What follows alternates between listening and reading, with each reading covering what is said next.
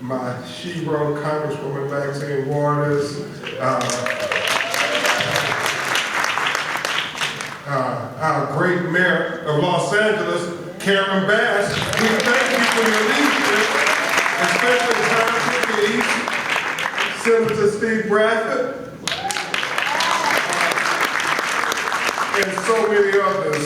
Dr. Dove, your leadership on this Kingdom Day parade is an inspiration.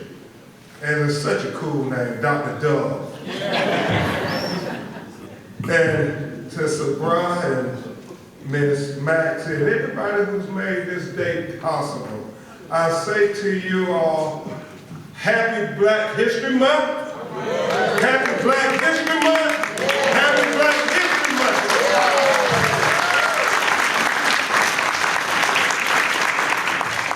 We're going to hear an awesome keynote speech from Congresswoman Waters, who I swear looks younger every time I see her. She looks like a rock star today.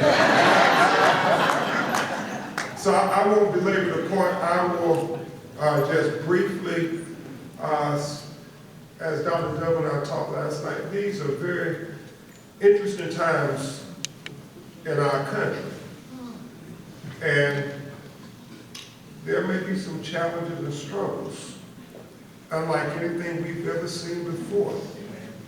But I am confident if we turn to the lessons of our ancestors, we will be just fine. And I will just make my argument using three of them very briefly.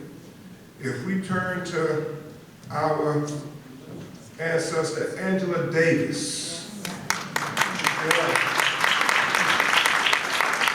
who said, I will not accept the things I cannot change, but I will fight like hell to change the things I cannot accept, like racism, bigotry, and implicit bias.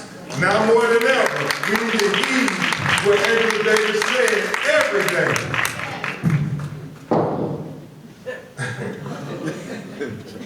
That's the emphasis. And then secondly, brothers and sisters, I think we should heed the advice of Frederick Douglass, who said, we must always remember, without struggle, there will be no progress. So we're going to have some struggling times these next 4 years.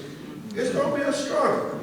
But what Frederick Douglass said to our people back in slavery, he said, no, don't get depressed because of the struggle. Don't get despair because of the struggle. He said, no, we celebrate the struggles because every time we don't wave the white flag to the enemies of equality and we get up and fight, then we give our children a chance at a better world, and our children are worth the fight. So let's celebrate the struggle.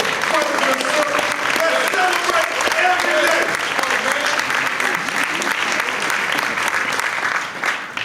And then finally, and I know Congresswoman Waters has heard me say this before, and I'm sure she's going to give a much better message than I, but I want to say to us, let's take heed to the advice of Dr. Martin Luther King, who said that the coward will ask the question, is it safe?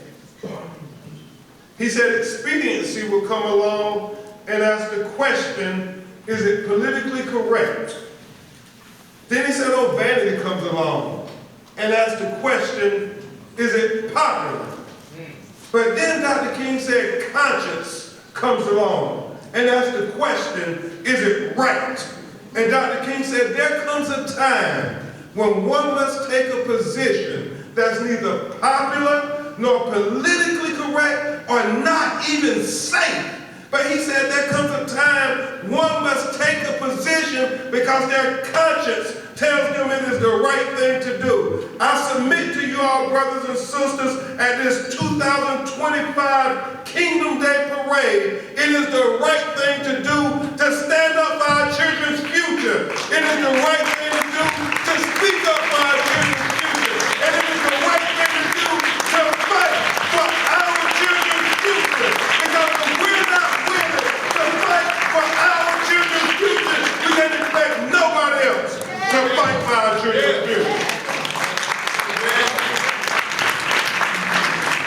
And I would be remiss if I didn't say, our children are watching us. And they want to know, do we really believe it when we say Black Lives Matter?